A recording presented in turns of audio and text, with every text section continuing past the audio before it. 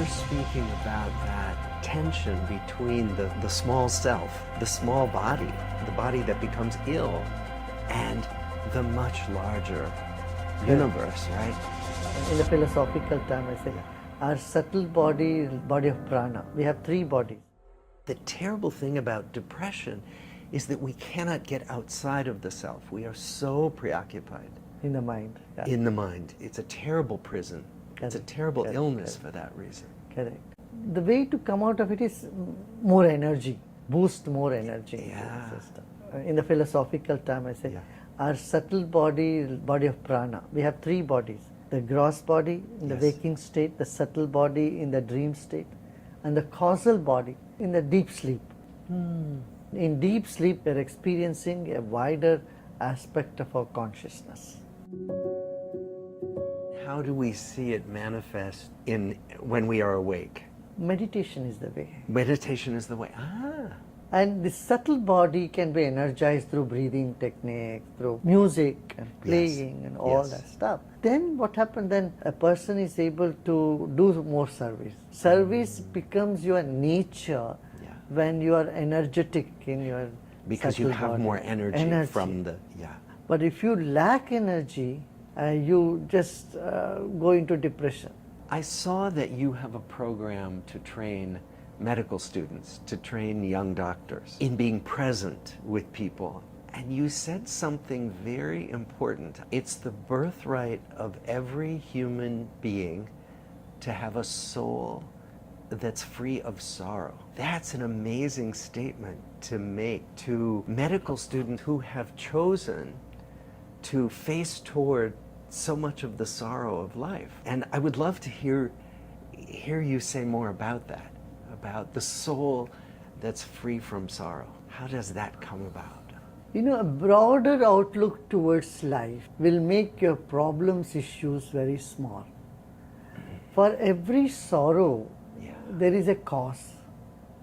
And the cause is not within oneself, but it is always connected to what has happened in the past or what's happening right in front of you. It's related to your passion. Suppose you have a passion and it doesn't get fulfilled and you feel sad. So when you see life from a bigger context, broader lens life, both passions and your disappointments all will appear very small. Very small. And that's the way to get over that problem. Then you find sense of freedom from within. And that freedom is what happiness is all about. There are these stories about ancient Zen masters in China who meditated by themselves in silence for 9-10 years. And they are to be great stories of enlightenment. To me, it sounds terrible. Silence is good. I mean, it is necessary. But anything overdone, too much done is no good. Too much socializing is as bad as too much silence. Yes. Yes. A middle way. Middle path. Middle path. I think about physicians, including myself. How do we help people to expand awareness beyond the small self, especially when the body is in pain, when the body's going to die? A strong mind can carry along a weak body, but not the other way around. A weak mind cannot carry along a strong body. But that cannot be exercised at the last minute. When someone is in the deathbed, you cannot say, oh, you make your mind strong now. This has to be practiced much before. It's like building muscle. You know, you build your body. You can't build your muscle overnight. So it's a habit that you cultivate. So when you cultivate that habit of being happy and unmindful of all little downs that you face, you gain the strength. And that gives strength also when you are not so well. Intuition is something that you're teaching to children, right?